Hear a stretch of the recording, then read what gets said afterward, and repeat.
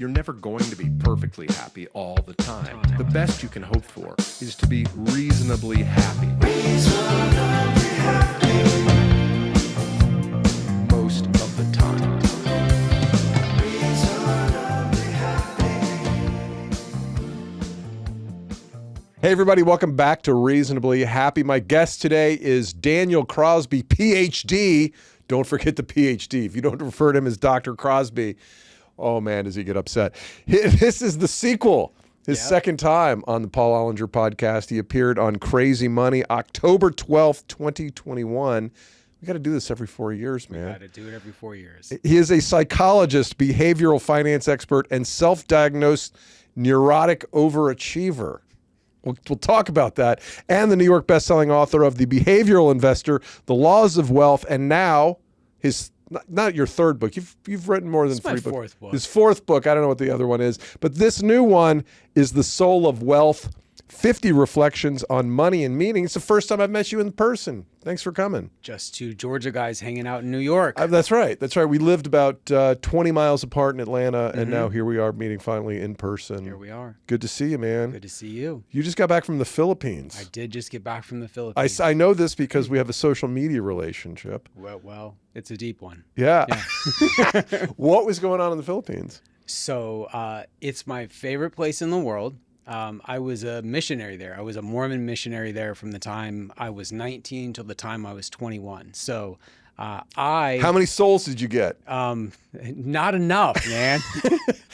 Always need a few more souls. But among white kids from Alabama, I speak uniquely good Filipino. Oh, wow. And so my Tagalog is better than most white guys from Alabama, but I had not been back to the Philippines in 25 years. And you took your kids. And I took my kid. So I was in Hawaii, just my one kid, just my son, because I like him the best. But I was in Hawaii for a work gig with my family. My son is homeschooled. My wife and daughters had to go back and get ready for the first week of school. But my son, I was like, let's go. So we went to Manila and just and out to the country a bit. We just had the best time. I mean, literally the nicest human beings in the entire world. A gorgeous city that's slept on, I think, and that people have a lot of misconceptions about. Manila. They think it's dangerous. Yeah, they think it's dangerous. But man, I've seen every part of Manila, never had a bad experience. What are the two places you would take me to if we went to Manila? Okay, so if I took you to Manila, the first place I would take you is the first place I took my son. So I took him to Quiapo and Divisoria. These are sort of these outdoor markets. This gives you a flavor of why Manila is the most crowded city on earth. And my son's eyes were as big as saucers. And it's like the sights, the smells, the sounds, just everything is so intense. And what I love about Manila, and I even loved about it as a young missionary, was just waking up every morning. You were like, what insane thing is going to happen to me today? Just like literally not knowing what crazy thing, like, was someone going to be running around naked? Were people going to yell at you? You know, I mean, just the insanity of it, but it's like a pleasant insanity. It's a real jovial insanity. And so that was the first place I took him. And then I also took him about an hour out of the city. This is this next place I'm taking you to a place called Tagaytay.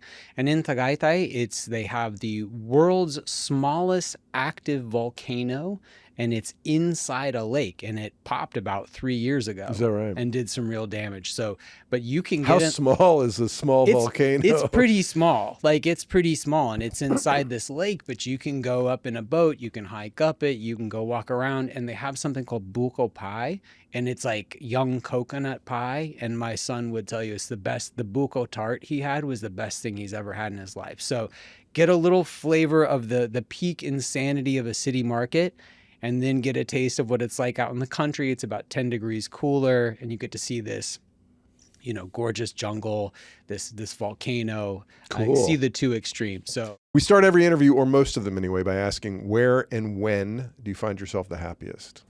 I put that to you, sir. So I find myself the happiest when I am at home with my wife and children. I travel a great deal for work. Here I am. traveling, I think, each of the next 5 weeks.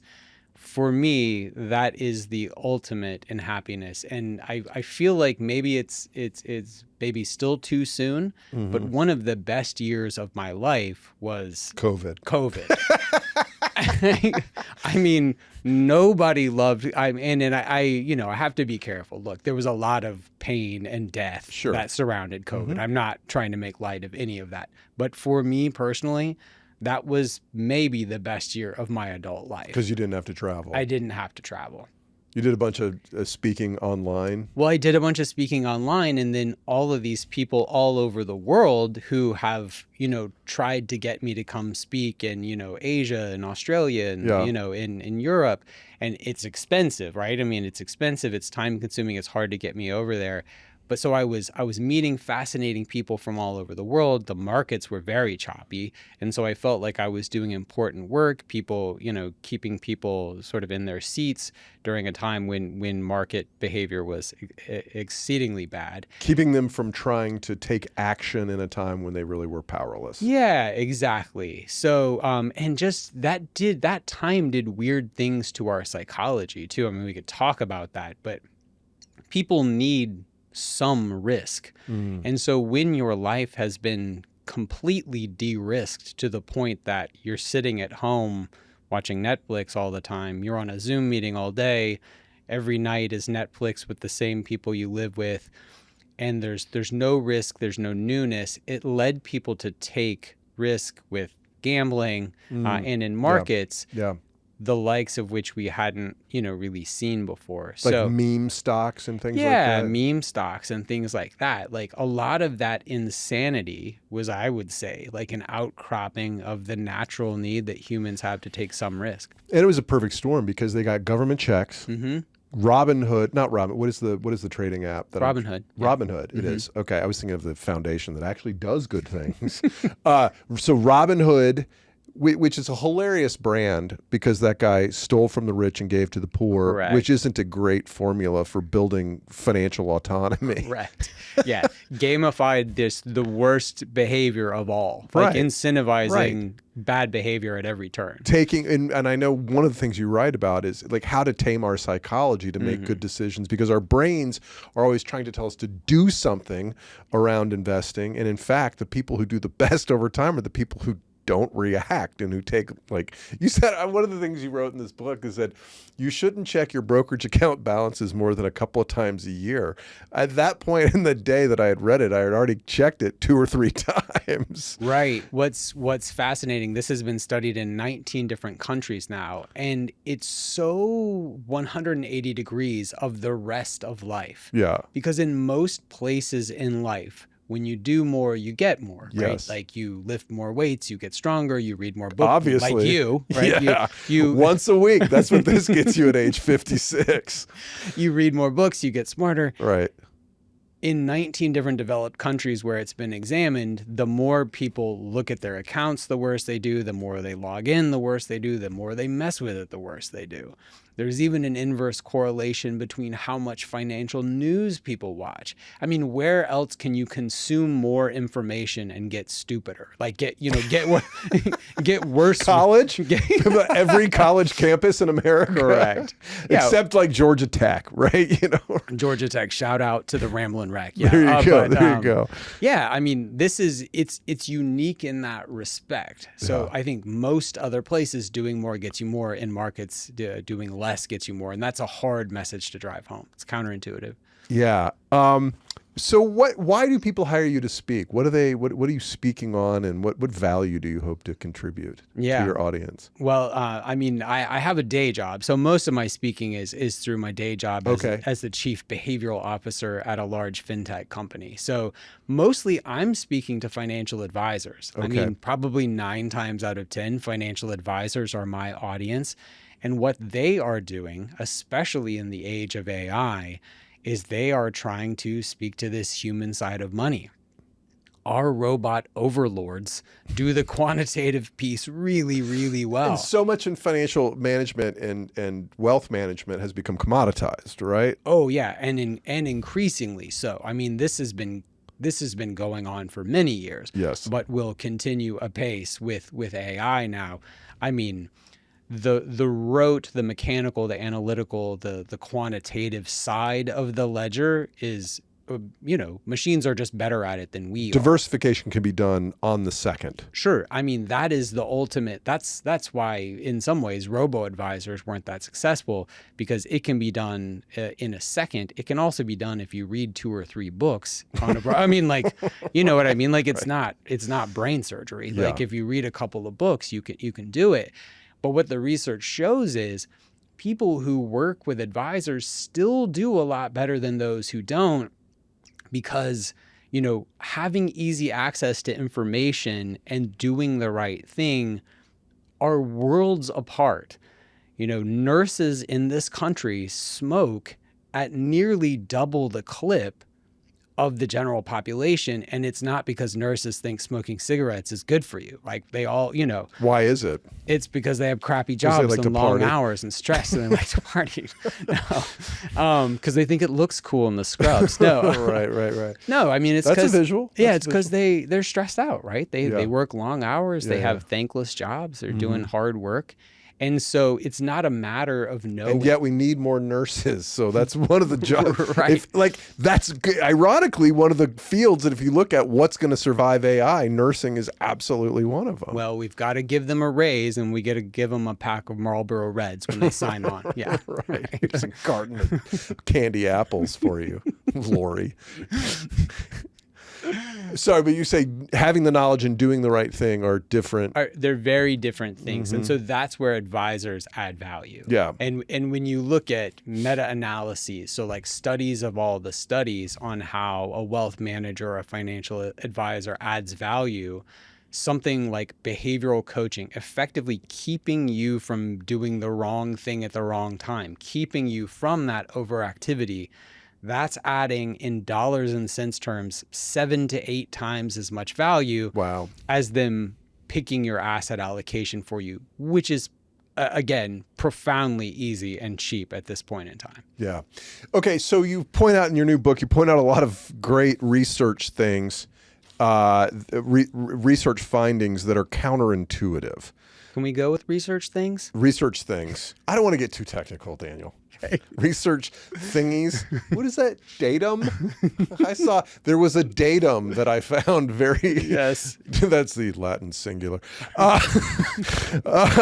This was interesting. People with mid-range salaries were happier than those with very high or very low salaries. This ties into something about comparison. Tell me more about that. Yeah. So the reason I wrote The Soul of Wealth is when I was looking at these research thingies, one of the things that Data. one of the things that now I won't be able to say anything else. One of the things that I would find is that there was sort of a practical reality that was often paired with what we would call a soulful reality. Yeah. Yeah. So when you look at something like financial contentment, there's 2 best predictors, and they're equally predictive.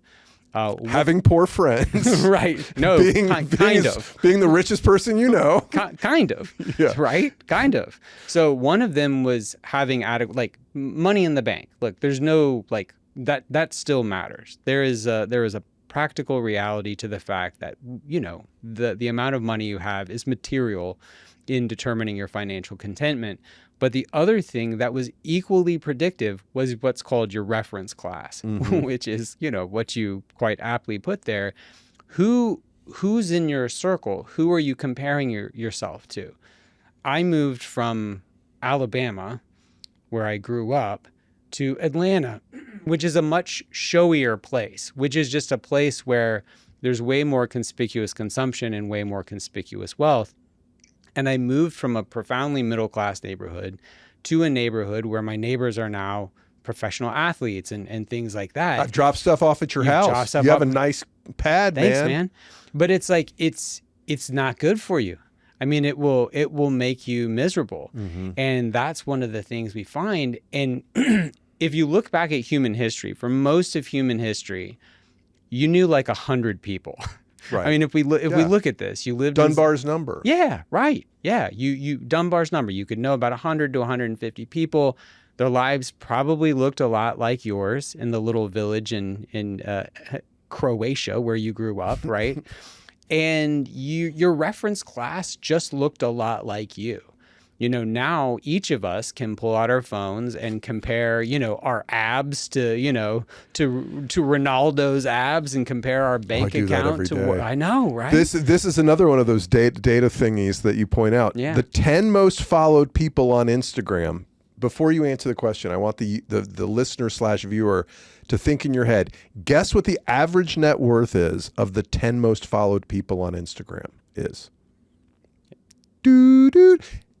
It's going to be a fun surprise for me because I forgot what it is. You forgot. It's $400 million. Oh my gosh, $400 million. So what, I mean, and think about that. If Taylor Swift, well, of any of those people, if there's a billionaire or a multi-billionaire or a decabillionaire in that means that like, well, I don't know what that means. It means that it's skewed, but the average that there could be somebody who's a poor person worth only $10 million who's a very followed person on Instagram. Right. But the point being is our reference point for what is normal has been blown out of proportion to the degree that our brains can't handle it. No, absolutely. We're not wired for that. We're Right. not wired to look at these folks and have these up to the moment updates on their lives, and to be benchmarking our lives to that. Even subconsciously, because you can rationally and consciously say, well, I know Taylor Swift is a billionaire who is a once in a generation talent, and she works crazy, and she's a phenomenon.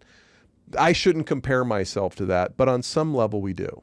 Oh, we absolutely do. And it's hard to talk yourself out of, right? Like you said, subconsciously, you can try and rationalize that to yourself, but the visceral pull of seeing those images and wanting that for yourself is a much more powerful drug than your rationalizations about why, about why. Right. It's okay. Like, my lean cuisine's nice too. Yeah. My Corolla's nice as well. But don't you think, like, I mean, it's so funny how things have changed in the last 30 years. I was looking at, somebody posted something about paying off her student loans and how proud it made her on Substack the other day. And I was like, I've been very, very fortunate, early employee at Facebook, made a lot of money. The richest I have ever felt in my life is the day I paid off my student loans. Mm. And the gratitude that I had when I started putting money in the bank and wasn't worried from week to week and month to month, there was nothing more satisfying than that feeling. And this was when I was 33, 34 years old, and I think that concept has been completely lost. So Does that make me sound old when I say that? No, I love that comment. We're equally old, so I won't accuse you. No, you're not my age, Yeah. but thank you. So, I remember a college professor of mine, I was whining about money in grad school to my college professor, and he said, "You'll never have more discretionary income than you do right now." Like he's like, "This is you have more money right now than you ever will again." And I was like, "Come on." But he was right, because every dollar I got then, I would spend it to zero. I didn't have children. I wasn't worried about retirement. Looking back, I was richer than, I certainly have a lot more money now, but I had in some ways more freedom then and more disposable income. And people don't grasp the degree to which wealth is a relative phenomenon. And that's one of the things that I wrote about in the book. Reference class is part of it. Stage of life is part of it. And then this thing, the hedonic treadmill, is part of it too. At the time you were paying off those student loans, they were looming very large in your mind. You get rid of them, and now you have new worries and new goals and new aspirations, and you set a new high watermark for yourself. And it's hard to reclaim that. It's hard to reclaim the innocence of the Paul that was so happy to have paid off. Oh God, the on debts. so many levels. Right. So do you think that, does the distortion, the accessibility, the visual accessibility of seeing what somebody who has $100 million, what their lifestyle looks like, does that distract people from doing the basics to actually improve their own financial position? Oh yeah, absolutely. How and why? So there's a key term to know here, and the term is salience. So this is one of the most powerful things in psychology. Salience is just the vividness with which you can imagine something, right? And this drives our financial behavior in really, really big ways. So like I was saying before, the salience of seeing Tay-Tay and the, with the Cartier watch and driving Her Watch Hill vacation home. Correct. Her Rhode Island mansion and all this stuff. The visceral pull of that is, that is so much more powerful than whatever sort of blocking and tackling financial planning you're trying to do if you're not careful. Yeah. The fundaments of saving 10% and investing in index funds and, working with an advisor is so banal and so boring. That is a knife to a gunfight, right? And Instagram is the bazooka, right? I read something. I've read a couple of things around. There's been a lot of talk about concert tickets and stuff like that recently.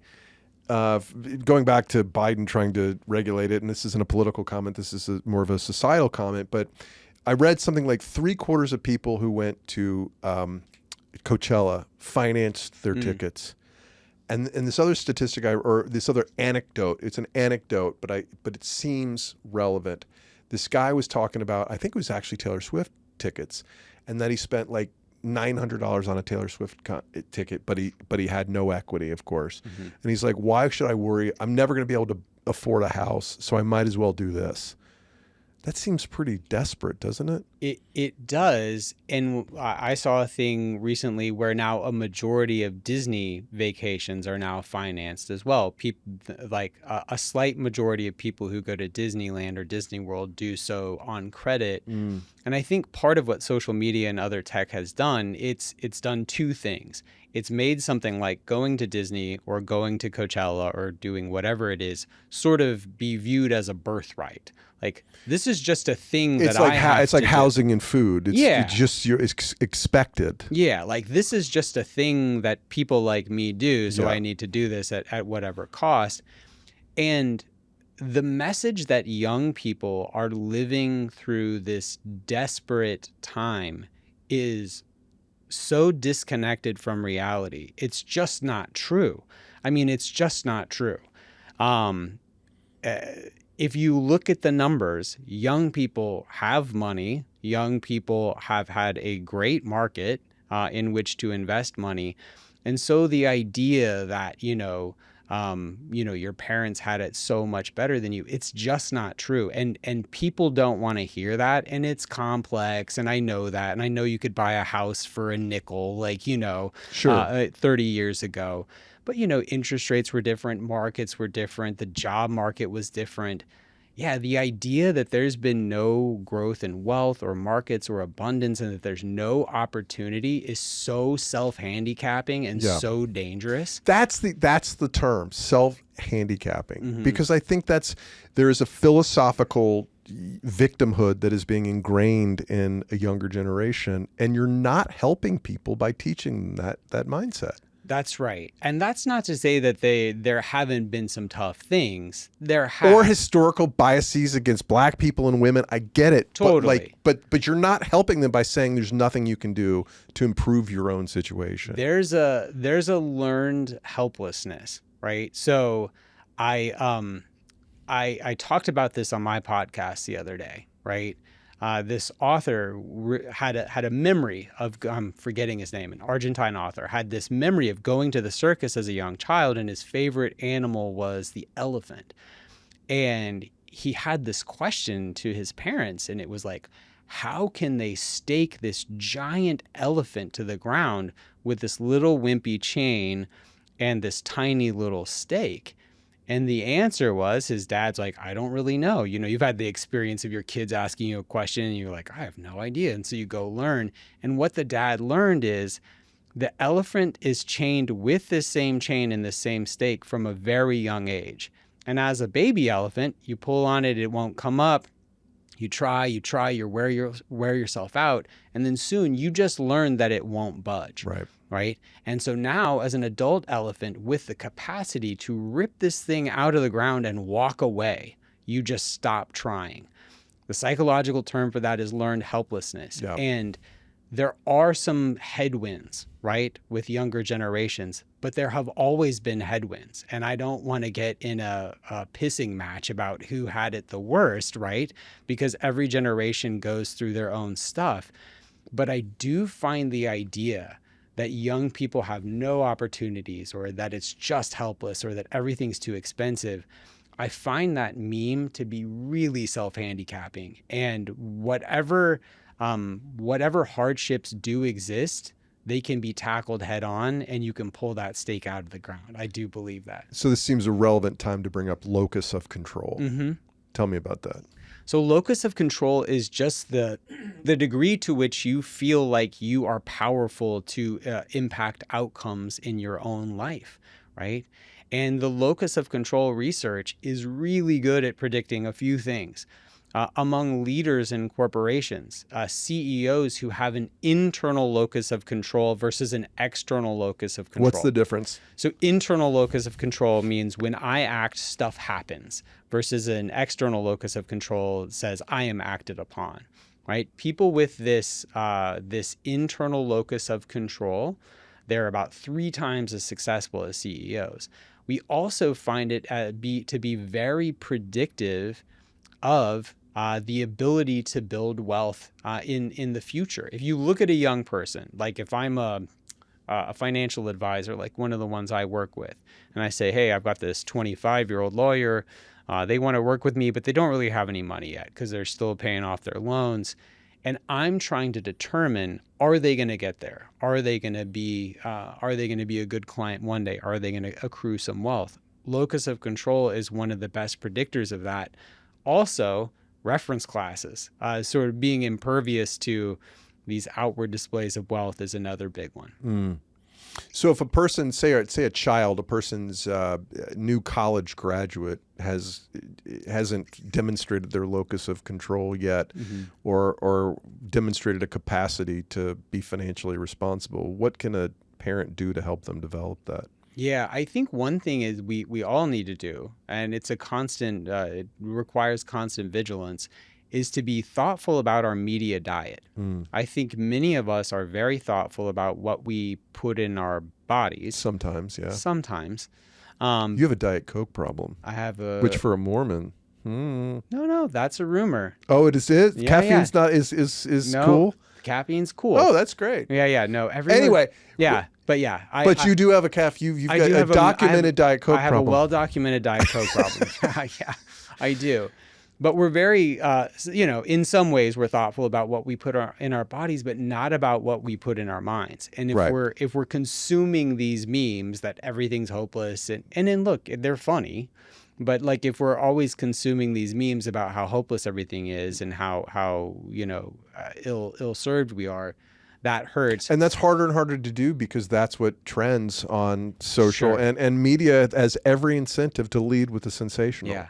The other thing I would say, though, is there's really no shortcuts. When you look at something like locus of control or self-esteem, back when I was a kid, I was very much a part of this, like everyone gets a trophy sort of gold star generation, Right. where self-esteem was the big thing. And the thought was, But that's not how you build self-esteem. No, but so here's what the research shows. They looked at all the self-esteem. So when I was a kid, like everyone gets an award, everyone gets a prize, everyone gets a participation trophy.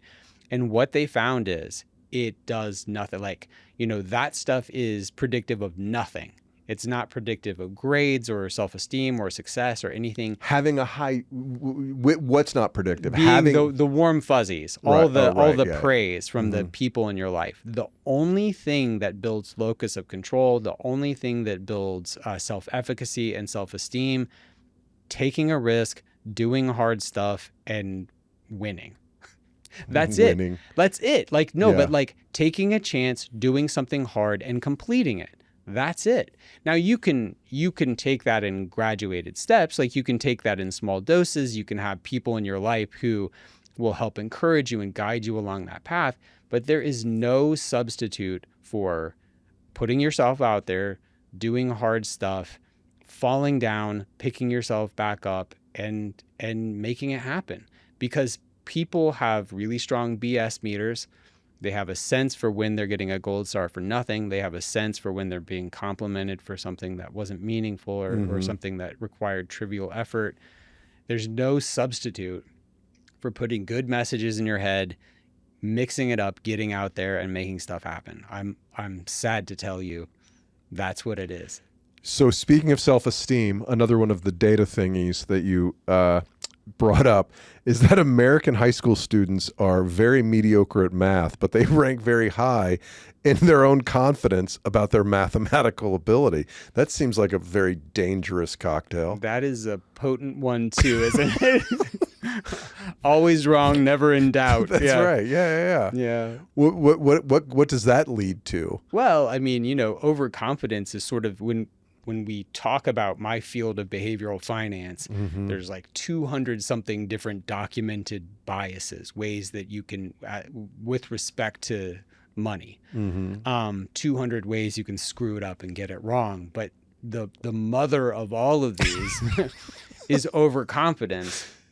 And overconfidence is the granddaddy of them all, right? Yeah. I'm not sexist on this podcast, but it's the grandfather of them all because it's the one that begets all the others. Because if you don't think you have a problem, if you think you're above this, the research on this is staggering. Okay, so men are worse on average than women, which will shock nobody. One. Yeah, which will shock no one. But one of the studies I cite in the Laws of Wealth, they did a study of a couple hundred men.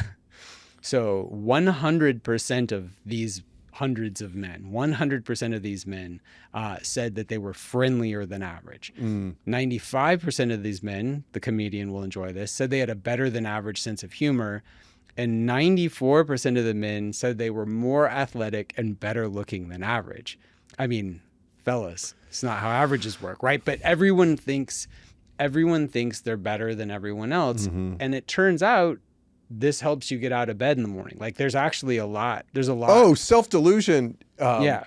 What's his name? Birbiglia talks about this. He talks about how when you start in comedy, that you have to have this delusion that you're better than you are, because otherwise you would never go on stage a second time. Like you can go up on stage and just bomb for 10 minutes, get nothing, and then come off and be like, that went pretty well. Like there would be no comedians except like Dave Chappelle and Chris Rock if there wasn't delusion in the early stages of artistic development. Well, and this is where it gets thorny, because there would be no restaurants. There would be no businesses. Because, I mean, what's the success rate of a restaurant in New York City? It's vanishingly small, right? But we're glad people start restaurants and start businesses, both of which have abysmal track records. So, me talking to my wife in class that day, that was a brazen act of overconfidence. What class were you in? We were in a class that you couldn't take today because it was called Madness in the Media. It was a film and psychology class.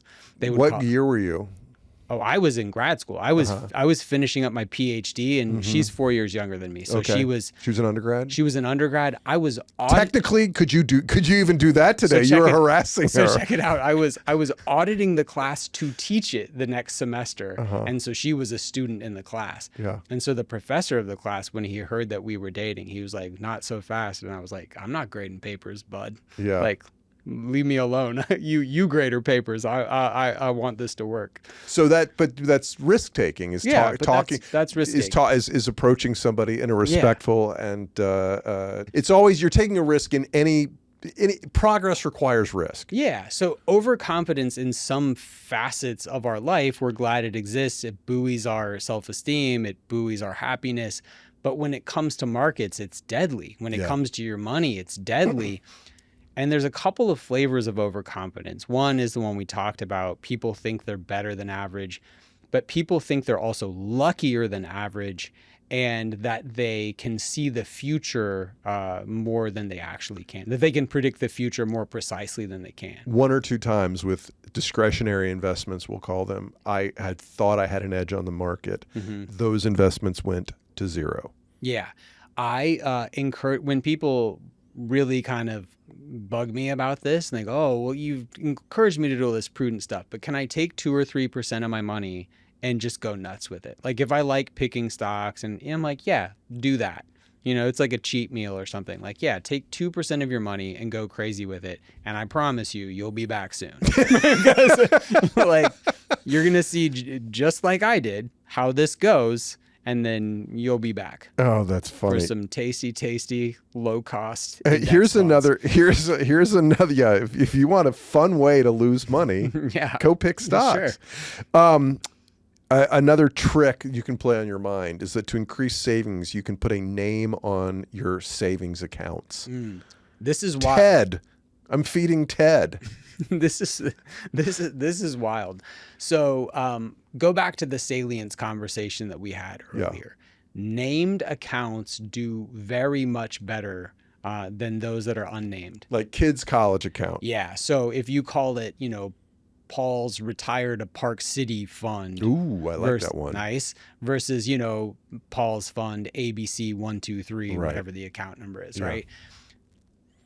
On average, people in named accounts, they save twice as much. They're 10 times less likely to liquidate in a bad market, and they have 15% more wealth on average. So it's incredible to think about this, because and this is why I'm actually high on what's the term of art these days, like socially responsible investing. There's values-based investing.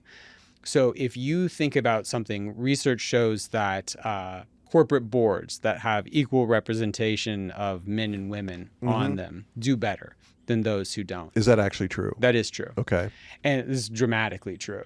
And so if you say, oh, I feel passionately about gender equality, and so I'm going to invest in this, you know, gender diversity fund, right? When the market gets choppy, and I have a choice between selling the NASDAQ or my gender equality fund, those are qualitatively different considerations. Like, one is you giving up on your values. One is like a video game, you know, like sell it, it's going down. Same thing with your Retire to Park City Fund.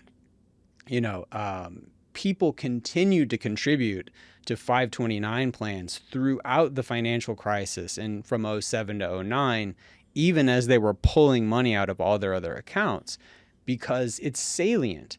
I'm going to send Junior, you know, I'm going to send Junior to Penn. He's going to go have the same college experience that I did, but my retirement fund, like, sell it. Right. You know? Wow. Interesting.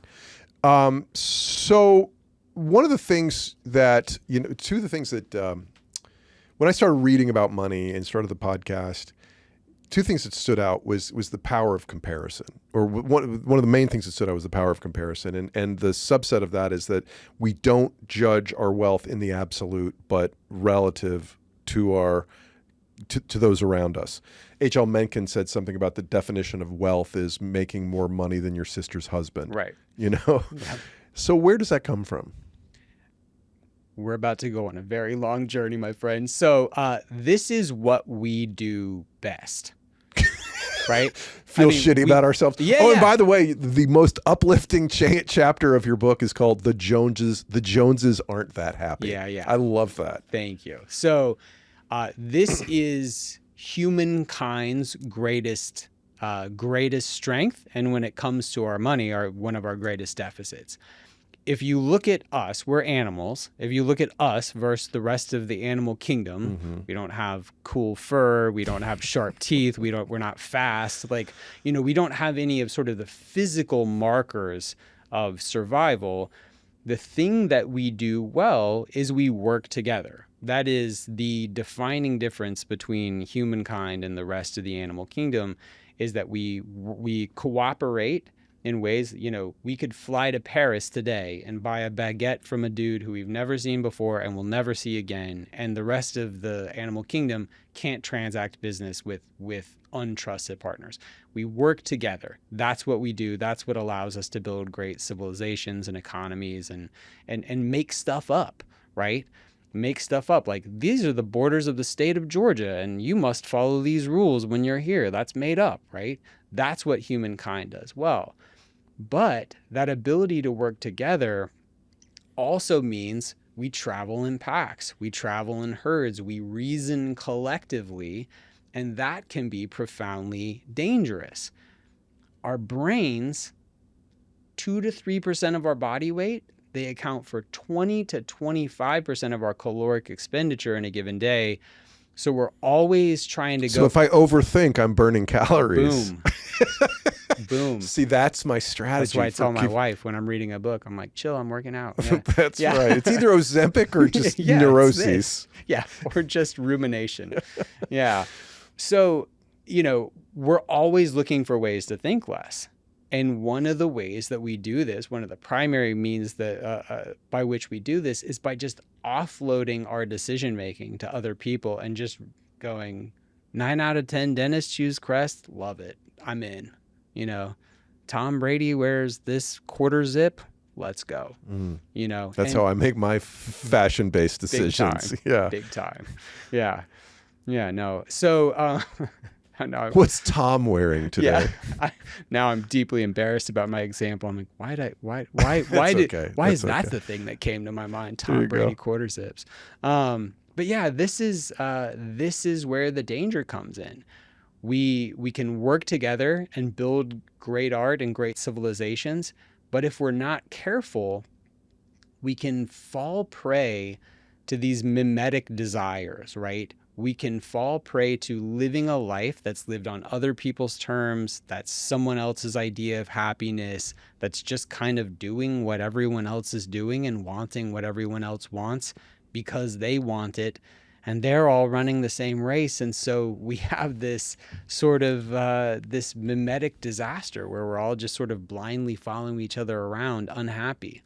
And it's not just because we're tribal animals and we want to be the top of the hierarchy. No, I don't think so. I think it's because we want happiness and we're all sort of grasping for what that is. One of the reasons I was compelled to write this book, I learned this stat that still blows my mind. America's about to turn 250, right? When this country was founded, 85% of the world was living in poverty. So what would today be $2 or less a day? 85% of the world. So like 250 years ago, everyone everywhere effectively was poor. And today that number is under 9%. And in this country, it's vanishingly small. Like when we're talking about true, like back-breaking poverty. And yet over that time, we're more lonely, we're more sad, we're more depressed, we're more isolated. We've done a very bad job of turning this explosion of material wealth into good living. So what is the soul of wealth? So if you're asking for the meaning of life, you're in luck. I've been doing some research on this for another book I'm writing, and it really boils down to 3 things. And I even gave them cute little letters so you could remember them. It's believing, belonging, and becoming. When you look at people who live lives of flourishing, they have these 3 things in them. People who are living soulfully. One is believing. They have a personal moral compass. They have rules for living, right? Life doesn't come with an instruction manual, but the happiest people, whether it's through their personal credo, whether it's through their spiritual or religious framework or their own personal philosophy, they have rules for living and they have a framework for making sense of the world, right? That's one thing that's very, very consistent, is you need some sort of belief structure. The next one, which is the biggest one and the best predictor, is belonging. You need to love people and you need to be loved by people. That, if you could just pick one, that's the one to pick, right?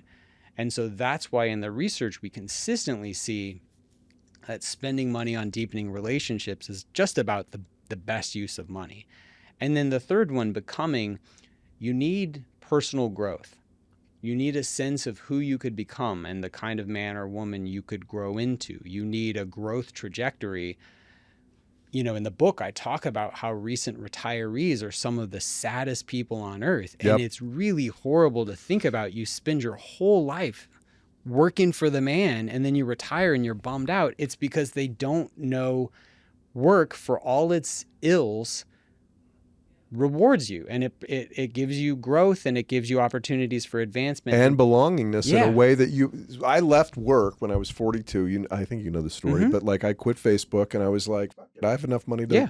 live the way I want to live, a really nice lifestyle for the rest of my life. What do I need work for? All it is a paycheck." Well, no, it's not. And belonging, having a place to be, and it was great for 3 to 6 months. And Brad Klontz, who you reference in the book several times, he and I talked in depth about that. It's like, what does a billionaire have to be sad about? Well, if you look in the mirror and you're not happy with who you see or where you are in life or what you do on a daily basis, if people don't need you, if you're not feeling useful, you're not going to be a happy person. Yeah. It doesn't matter how much money you have. It doesn't. You're not going to starve to death, but you're not going to be happy. Well, what's fascinating is, if you go back to your Psych 100 class, to your Maslow's hierarchy class, belonging's 3. Yeah.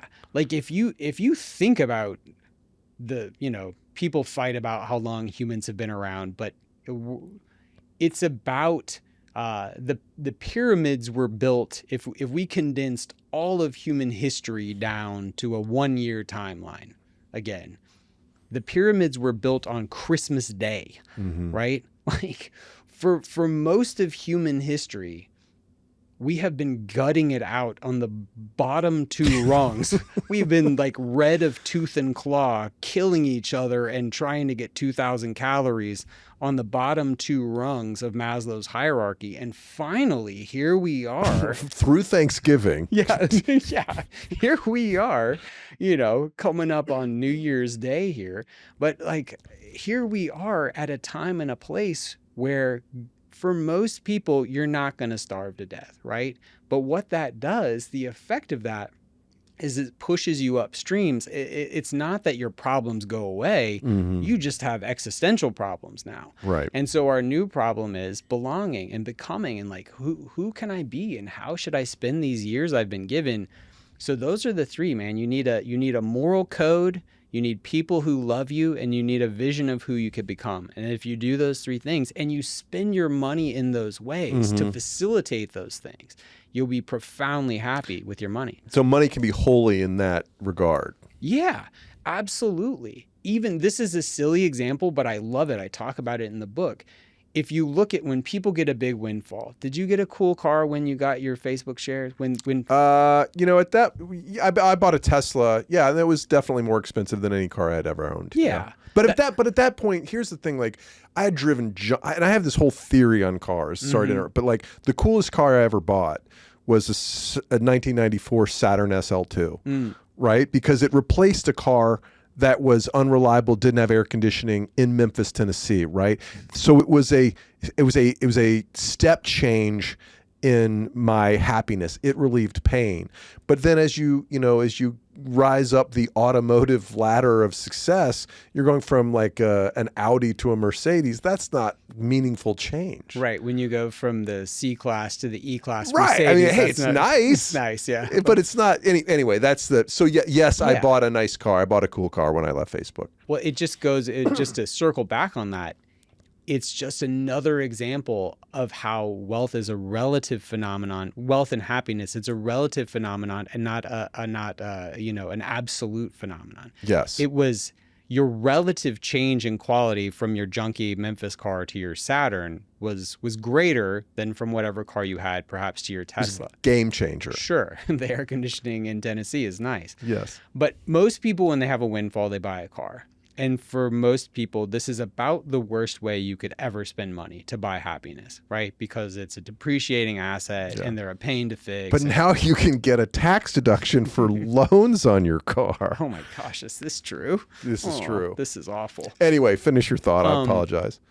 But people who join car clubs, people who buy cars to get entree to a car club, if you join the Porsche Club of Westchester, then there is such. I bet you $1,000 there is one, at least one. I know there is. I know you're listening to this, Brad. So the Porsche Club of Westchester, that actually buys you enduring happiness. Yeah. Because now you got a place to go on Saturday. Yeah. You got some nice buddies who wear Tom Brady quarter zips. And you got some people. They definitely do. And you got some people to hang out with and some Yeah. stuff to gearhead buddies to talk with. So anytime we can spend money to deepen the believing, the belonging, or the becoming, it's money well spent. That makes tons of sense to me, man. What is that book? What's That's coming out, man. We're shopping it right now. Oh, good. I Good. like Who's doing, we? Who's we? We is me. You is We you is- and your team. My You team. and your agent, your manager, your nutritionist. Me and my people. Yeah. Me and my people are shopping that. I right now. love it. I love it. This has been fun. We got to play a game and then we got to get out of here. Let's do it. We're gonna play true or false first. So I'm gonna say true or false. I'm gonna read a statement. You tell me true or false, and if Yeah. you'd like to elaborate, you may. Thank you. A modest amount. Okay, true or false. Number one, the best way to build financial stability is to marry rich. False. That's a bad idea. Marrying rich is a bad idea. No, it's not a bad idea, but go back to the subjectivity. It's one of the best ways to build financial stability is to have adequate wealth and have a really locked in mindset. That's my thing. And to not get divorced and have separate households that There you go. require double mortgages. Number two, true or false, it's a good idea to borrow $175,000 to pay for my child's degree in medieval interpretive dance. No, you've got to go Renaissance jewelry. You've got to go Renaissance jewelry if you want to get your. I did some postdoctoral training at Emory, and they really did have. I would work with students like, "What are you studying?" Like, "Oh, like medieval basket weaving." Like, "Oh, good, Yeah, that'll pay out. love that." Well, your parents must be really proud. Number three, true or false, I'll be happy when I can finally afford to fly private. No, first class is as good as it gets. First class is, I keep telling myself that as well. No, coach is just undignified. Coach is brutal. I just took a coach flight from Hawaii, and I was like, yeah, this isn't right. So When you fly business class, do your kids fly business class with you? yes, Oh, you're a bad person. I'm Yeah. judging you. that's fine. We do too. Okay. True or false, I'll be happy when I can make 50% more than my brother-in-law. Pick a better reference class. True or false, I'll be happy when I finally pay off my student loan. True. That is true. Is there research that says that Yeah. debt-free people are happier? Well, yeah, this is showing my bias. I grew up, as we've discussed, in a religious household, and my dad is a financial advisor, and debt was literally a 4-letter word. He would not let us say that word. And it's just a form of bondage to me. Like, debt, there is a lightness of being that comes with being out of debt. I wish more people knew that. I wish people could feel that and know that it's possible. And you hear about, like, not to make this hugely political, but like Zoran Mamdani living in rent-controlled apartments, and it's like, well, he wasn't really making that much. It's like, what about roommates, bro? Did you consider having a roommate? That's how I was able to save money, by not living a super high lifestyle until I could afford it. My father also, the only thing he ever borrowed money for was a mortgage. Do you have a mortgage? Did your dad have a mortgage growing So up? when I was a kid, we had a mortgage, and we ate tuna casserole and rice and beans. My dad was a maniac. We never went on a vacation. We never did anything. And interestingly, my dad would now tell you that was a mistake. That he underspent. Yeah, that he underspent, that he was overzealous, but like he could not. He paid off our house when I was a kid, when I was probably 10 or so.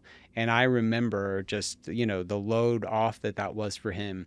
And he had a poster in his closet, and it was like a picture, a kid's picture of a house subdivided into however many thousands of dollars the house cost in Alabama in the 80s. Not much. Hundreds of dollars. Yeah, right.